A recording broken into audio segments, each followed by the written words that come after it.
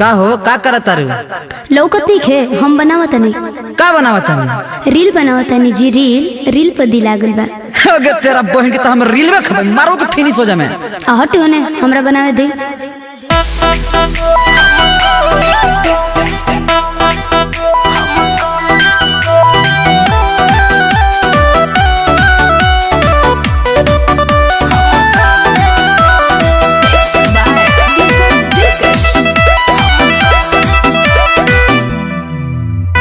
नाचा मतरनिया नचनिया लेखा घरवा में रह अभी कनिया लेखा। नाचा मतरनिया नचनिया लेखा घरवा में रह अभी कनिया लेखा। रुक जाके माई से बतावतानी तू तो रोटी बनावे रजऊ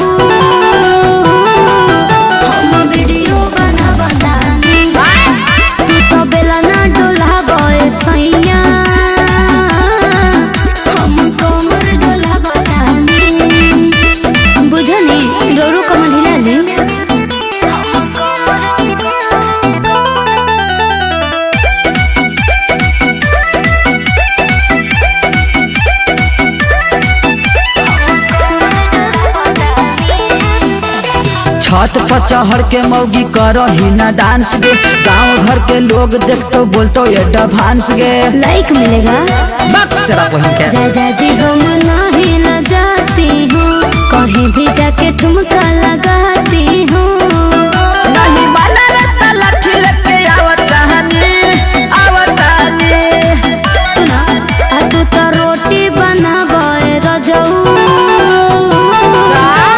वीडियो बनावतानी तू तो बेला ना डोलावे सैया हम कमर डोलावतानी। अरे आइए ना कमर हिलाइए।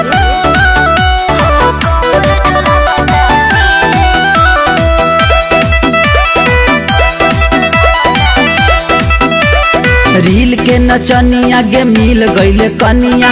दिल डर के रखही ना इज्जत और पनिया। अरे आपका भी पब्लिसिटी बन जाएगा। सुना पिंटू दीपक बड़े खुश खाली तू ही सैया भाड़ो मायूस।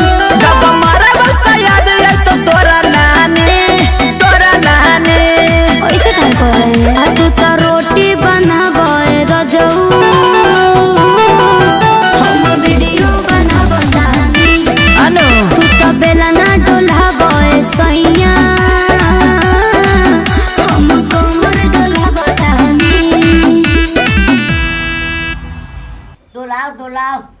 हेलो दोस्तों, मेरा वीडियो कैसा लगा आप लोग देखकर सब्सक्राइब करें या लाइक करें और ज्यादा शेयर करें और आगे बढ़ाइए।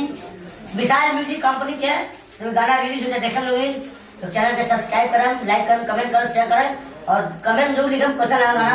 जय हो।